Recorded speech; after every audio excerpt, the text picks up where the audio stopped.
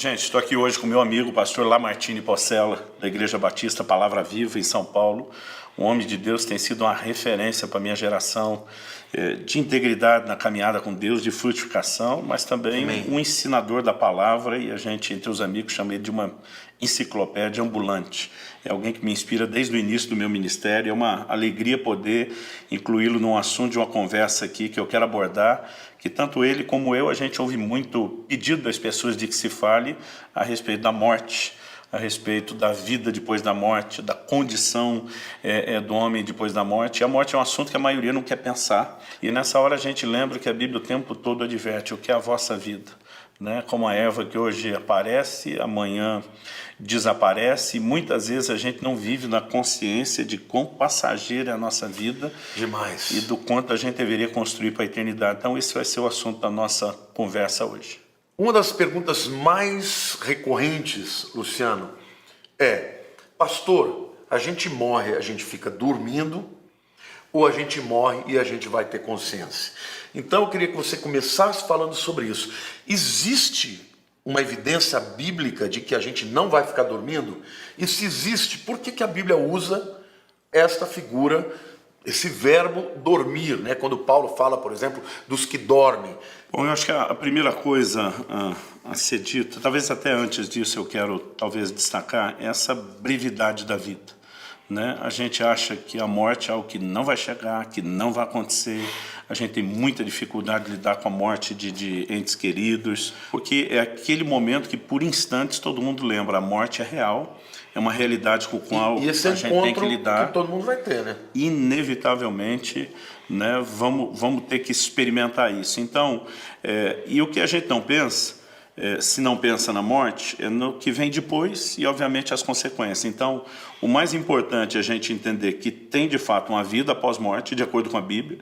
E antes de discutir ela, eu quero lembrar que a forma como nós vivemos determina muito o nosso destino. Então, nós vamos depois terminar essa conversa. Poxa, maravilhoso isso. Falando a respeito da forma de viver. Mas, de fato, a Bíblia usa essa expressão, e não é uma ou duas vezes, são repetidas vezes, a respeito de dormir. Né? Aqueles que dormiram, né? E isso tem levado alguns grupos a pregar um sono, um estado de inconsciência. Que só acordaria no dia da ressurreição ou do arrebatamento da igreja, dependendo da tua posição aí escatológica. Exatamente, mas isso é conflitante. Nós não podemos negar que a Bíblia usa a expressão dormir, mas o não estar consciente é algo que também a Bíblia não declara acontecer conosco. Pelo contrário, nós temos a passagem do rico e o Lázaro, que, na minha opinião, eu sei que na sua também, não é uma parábola. Não, de né? forma alguma. Parábola normalmente é uma alegoria. Então Jesus diz: o reino de Deus é semelhante a isso, é parecido. E aí vem uma alegoria. E não usa nomes, né? Não usa nome. Ali Jesus começa dizendo: havia um certo homem chamado Lázaro. Né? Então, para mim, ele está tratando de um fato. Ele coloca Abraão e a interação de Abraão na história. Nós temos textos como no Apocalipse, o clamor dos mártires para que o sangue deles seja vingado. E na transfiguração, outro. Quem aparece lá diante de Jesus? Moisés e Elias. Alguns vão dizer: mas Elias não morreu. Mas Moisés morreu. Outra coisa, Jesus desceu à mansão dos mortos e pregou. Aliás, a palavra queriço ali não é pregação para salvação, é proclamação. Olha, eu sou aquele de quem falava. Se ele estivesse inconsciente, quem estaria ouvindo? Não é? Então, claro que do lado de lá, você imediatamente vai estar consciente. A Bíblia diz que Lázaro, que o rico morreu e foi sepultado. Lázaro foi conduzido pelos anjos ao seio de Abraão. E tanto um como o outro demonstravam consciência depois. Total. O rico está em arrependimento por não ter dado ouvido à palavra de Deus. A Bíblia fala, eu acho que esse é um assunto para depois, de um sendo consolado, outro sendo julgado. Mas acreditamos que o estado é de consciência, sim, embora não seja o nosso estágio final. A Bíblia fala da ressurreição do corpo num dia futuro, e para mim essa ideia de dormir ela está muito mais relacionada com o corpo inerte, aguardando o dia da ressurreição e da volta de atividade. Né? Então, por exemplo, quando a turma fala para Jesus de Lázaro morreu, Jesus diz: Lázaro está dormindo e eu vou despertá-lo do sono. Jesus estava falando da ressurreição do corpo de Lázaro. Então, eu acho que a gente pode levar em conta uma declaração de que de fato dormiram, mas o crente que não tem medo da morte e olha para a morte como um estágio temporário, ele trata isso, né, com essa figura, com esse E tem eufemismo, você usou a tem esse expressão, outro né? aspecto, que é o fato de Paulo usar de um eufemismo quando ele fala da morte de um cristão. Então, sempre que ele usa os que dormem, ele se refere aos crentes. Então, crente não morre, dorme, fala do corpo. Mas por quê? Porque a morte na Bíblia, principalmente a palavra thanatos, ela é uma palavra muito forte, ela fala de morte espiritual também. Então, quando Paulo fala dos que dormem, ele está se referindo ao corpo, porque de fato o corpo vai estar na sepultura, e Paulo diz, nem todos morreremos, mas todos seremos transformados. Agora, no dia do arrebatamento da igreja, ou no dia da ressurreição, não importa qual seja a sua posição teológica, o seu corpo vai ressuscitar. Mas o seu espírito já está vivo com Deus e vai se unir, e você vai ter um corpo completo, corpo, alma e espírito, como é a nossa visão tricotômica de que somos um ser tripartite, né? Então nós temos um consenso, é um estado de consciência após a morte. Nessa consciência, a Bíblia fala do rico e do Lázaro, por exemplo, um sendo consolado, mas o outro em remorso por ter rejeitado a palavra de Deus. Aliás, o desespero do rico é dizer para Abraão, manda alguém lá para falar alguém para para avisar minha família. E a resposta de Abraão é, eles têm Moisés e os profetas, ouçam que era a que era palavra a Torá, de Deus. né? Era o Naviim, né? E que são os profetas, e Moisés, que é a Torá, os 5 livros do Pentateuco. E a menção de que esse abismo, normalmente, as pessoas não voltam para dar o recado e que as pessoas têm que ouvir a palavra de Deus. Eu quero fazer um gancho aqui para te fazer uma outra pergunta, Luciano. Porque quando a gente vê, por exemplo, no Velho Testamento, a palavra para o lugar dos mortos é Sheol, ou Seol. E no Novo Testamento a gente tem um equivalente que é o Hades. Que é o Hades. Mas esse não é o destino final, porque o destino final é o Geena no grego, ou Ginon no hebraico. Esse aqui é o inferno, o lago de fogo. Agora, o rico estava na antessala do inferno. Isso, uma coisa que eu queria que você explicasse. Antes da ressurreição de Cristo, eles estavam onde? E depois da ressurreição de Cristo, onde que estão os mortos? Porque lá na visão do rico e o Lázaro, nessa história, porque não é uma parábola, você vê que tem um abismo, de um lado está o seio de Abraão e os salvos, do outro lado os perdidos. Mas a gente sabe que após a ressurreição de Cristo, houve uma mudança no lugar dos salvos. Você podia explicar um pouquinho sobre isso? Sim, eu acho que é importantíssimo falar disso. É impossível a gente estudar alguns assuntos, soteriologia, escatologia, qualquer assunto relacionado com isso e não mexer nesse assunto. A Bíblia fala que Jesus, ele entrou como precursor nos céus. Isso significa que se ele é o precursor e se ele é o arquegos no grego. O primeiro, que ninguém tinha entrado lá antes. Isso. Então, eu acho que esse é um ponto de partida para a gente entender o seio de Abraão. As pessoas estavam indo para um lugar de espera, um lugar onde... lugar dos mortos. Onde havia tanto consolo de um lado como juízo do outro, mas é só depois que Jesus desce. A Bíblia diz que ele desceu às partes mais profundas, ele prega os espíritos em prisão. A Bíblia diz que subindo ao alto, no livro de Efésios 4, ele levou o cativeiro, né? E que ele não chega sozinho nos céus. Hebreus 2, por exemplo, mostra a declaração dele, né, dizendo, eis-me aqui e os filhos que Deus me deu. Então ele literalmente é o primeiro, ele leva um grupo com ele. Ele leva não só as pessoas, mas leva todo, né? O seio de Abraão. O seio de Abraão tem um upgrade, né? Exatamente. Para que ele vamos dizer assim, levado a uma posição de não estar mais no lugar debaixo da superfície. Eu lembro do choque quando eu vi isso a primeira vez, eu acho que eu tinha uns 15 anos de idade, tinha sido batizado do Espírito Santo, me empolguei com a Bíblia, comecei a estudar e vi alguém falando sobre isso e eu achei uma viagem, uma loucura. Cheguei em casa, falei, pai, olha que um maluco tá falando lá. Aí meu pai falou, maluco? Não, ele tá certo. Eu falei, como que eu nunca ouvi falar dele? Ele falou, você era criança, não se conversava coisas nesse nível, né? E papai começou a me mostrar passo a passo todo esse processo que depois, a gente estudando a teologia, a gente começa a entender um pouquinho melhor. Agora, eu acho que mais importante do que saber dessa mudança do Velho para o Novo Testamento e de que tem vida após morte, é as pessoas entenderem que o destino da eternidade é uma decisão que se toma enquanto nós estamos aqui nessa vida passageira. Porque eu vejo muita gente, Lamartine, mesmo no meio cristão, que não vive em função daquilo que é eterno. Né? Então Jesus falou, olha, não junte tesouro para vocês na terra, junte tesouro no céu. Ele não estava dizendo que não se pode ter nada na terra. A salvação é de graça, mas como você vai viver a vida eterna não é de graça, depende de tudo que você faz aqui. E a Bíblia diz que quando você comparecer diante do tribunal de Cristo, que na minha opinião é logo no arrebatamento, você vai ser desnudado perante Jesus.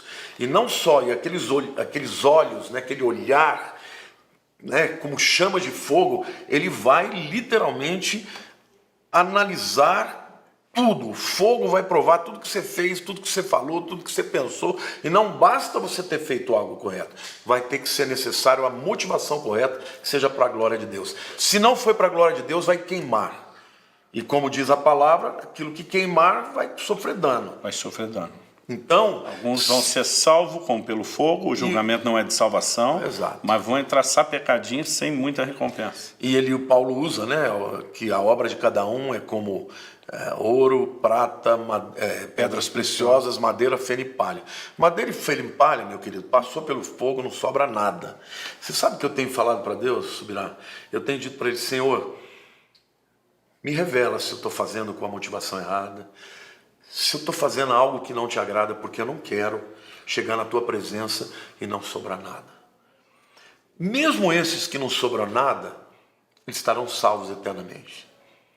Mas que tristeza você ter vivido uma vida inteira que não tenha sido relevante, que não tenha sido para a glória de Deus. E alguns acham que o céu tem um regime socialista, que todo mundo vai entrar e ter a mesma coisa. Não. A Bíblia fala que até em relação à ressurreição, há níveis de glória distintos. Né? A Bíblia diz que a diferença entre o sol, a lua e a estrela, e mesmo diferença de brilho de estrela para estrela. O livro de Hebreus fala de mártires que não aceitaram o seu livramento porque estavam de olho numa ressurreição superior. Então vão ter níveis de glória, de recompensa. Mas isso é para quem entrou. E para quem ainda não sabe se vai entrar, qual seria o nosso conselho aí? Meu querido, quero te dizer uma coisa. A Bíblia diz que como por um só homem entrou o pecado no mundo, e pelo pecado a morte, assim também a salvação entrou por um só homem, Jesus Cristo. Todos pecaram e destituídos estão da glória de Deus. Não tem outro jeito a não ser entendendo que Jesus Cristo morreu no nosso lugar. Morreu para que os meus pecados fossem levados sobre ele e a sua santidade viesse sobre nós. A Bíblia diz, pela graça sois salvos mediante a fé. E isso não vem de vós, é dom de Deus, não de obras para que ninguém se glorie. Só pela fé em Cristo como único e suficiente Salvador, alguém vai estar presente lá. Não vai ter ninguém no céu que vai poder dizer, eu estou aqui porque eu mereci. Você só estará lá. Aliás, o cântico do Cordeiro vai dizer isso. Ao único que é digno de receber a honra, a glória. Queridos, quando eu penso nisso, eu penso na alegria, na exuberância de uma vida plena de felicidade por saber que eu não merecia estar lá. Mas eu vou estar. O Spurgeon falou certa vez, lá no céu eu vou ter 3 surpresas. A primeira é que muita gente que eu esperava não estará. A segunda é que muita gente que eu não esperava estará. E a terceira é que eu vou estar lá. Só tem um jeito, através de Jesus. Ele disse, eu sou o caminho, a verdade, a vida. Ninguém vem ao Pai, senão por mim. Então abra o teu coração, entrega a tua vida para Ele, confessa que sozinho você não dá conta e dá o seu coração para Jesus, porque o teu nome será escrito no livro da vida. É maravilhoso, eu me lembro do dia. Com 19 anos que eu entreguei minha vida para Jesus. Eu tinha convicção de que eu jamais podia ser aceito. Muitos homens, inclusive meu pai, fez profecias muito malignas a meu respeito. Vai virar um bandido, porque eu era muito rebelde. Mas naquele dia, eu vi as pessoas dizendo, o pastor pregando, que não importa o que eu tivesse feito, que ele me amava e perdoava os meus pecados. Todos os dias subirá. A minha primeira oração é, Senhor, eu te agradeço pelo perdão dos meus pecados. Glória a Deus. Por isso que a glória tem que ser dele, e o nome dele é o único nome que deve ser pregado, porque não há outro nome no céu, na terra ou debaixo da terra, pelo qual se possa ser salvo no seu nome de Jesus. Os apóstolos falam isso com clareza lá, né? Não há outro nome dado entre os homens pelo qual importa sejamos salvos. 1 Timóteo, capítulo 2, também quando diz que há um só mediador entre Deus e os homens, Jesus Cristo justo. Então, a Bíblia fala sobre crer no coração, invocar o nome do Senhor confessar Jesus, com a boca, confessando com a boca e ser salvo. E você precisa entender sua condição de pecador, que a morte de Jesus foi para te substituir, foi uma espécie de pagamento de fiança. Ele sofreu o julgamento que você como pecador merecia para que você pudesse pela fé receber a justiça dele e ser inocentado. Então agora mesmo, né, assistindo esse vídeo, você pode parar tudo aí, invocar o nome de Jesus, se arrepender da sua condição, mas pela fé se apropriar dessa salvação, e a sua história pode mudar, não só nessa vida terrena, aqui é temporário. Você pode mudar a sua eternidade. Eu queria aproveitar, agora que a gente está chegando no finalzinho, fazer um comentário que eu acho que é muito relevante, porque muita gente que perde alguém querido fica pensando, mas será que um dia eu vou encontrar? Porque os budistas, por exemplo, acham que você vira energia, perde a sua identidade. Não, queridos, a Bíblia diz claramente, nós vamos ser reconhecidos. Na história do rico e o Lázaro, Abraão é Abraão, isso. O rico é o rico, Lázaro é o Lázaro. Você sabe quem é quem. Quem é quem. Na transfiguração, até Pedro fala, vamos fazer 3 tendas aqui, um para o Senhor, um para Moisés e um para Elias. As pessoas manterão a sua identidade. Então eu tenho convicção de que quando chegarmos lá, nós vamos conhecer não só os nossos queridos, os nossos entes queridos, mas vamos conhecer os grandes, os gigantes da fé. Eu quero conversar com Paulo, com Davi, quero perguntar para ele. Haja eternidade para nós botar o assunto em vai dia. ser tremendo. Bom, a morte, ela pode acontecer a qualquer hora, a qualquer momento. Não há garantias a respeito de tomar conhecimento disso prévio. Então, a gente tem que estar pronto e preparado. Pronto e preparado. Primeiro, garantindo uma eternidade com Cristo. Segundo, garantindo uma recompensa diferenciada, né? Uma eternidade pela qual a gente faça valer a pena aquilo que nos aguarde depois, vivendo de uma forma diferente para Deus aqui. Aleluia. E sabe, querido, quero terminar dizendo, consagre a sua vida. Viva para Jesus. Ame a Jesus. Há uma promessa de Deus. Quando Paulo fala que ele está no finalzinho da vida dele, né, na segunda carta a Timóteo, ele diz assim, ele estava prestes a ser julgado por Nero, alguns acham que foi decapitado, outros acham que morreu de doença, mas ele diz, né, que ele estaria diante do justo juiz. Né? Se Nero era o juiz injusto, ele estaria diante do justo juiz que tinha preparado a coroa da justiça, preparada não somente para ele, mas para todos que amam a sua vinda. Viver para a vinda de Jesus, seja no arrebatamento, seja na morte, consagrando a nossa vida, é o que você e eu temos que fazer. E eu quero terminar fazendo uma oração por você. Amém. Meu Deus, que cada uma dessas pessoas que nos assistem possa, em primeiro lugar, tomar a decisão que determina a sua eternidade, crendo em Cristo e rendendo-se à sua obra de salvação e ao seu senhorio. E cada um daqueles que já tomaram essa decisão, amém, que eles Senhor, possam viver em função do eterno e não só daquilo que é terreno e passageiro, e que, vivendo dessa forma, eles construam, ó Deus, a sua recompensa e aquilo que será desfrutado por toda a eternidade. Em primeiro lugar, pensando em te honrar, mas também aquilo que fará com que eles olhem para trás e reconheçam que cada momento de investimento naquilo que era do Senhor valeu a pena. Aleluia. Nós oramos Jesus. Em nome de Jesus. Amém. Amém. Deus abençoe. Deus abençoe.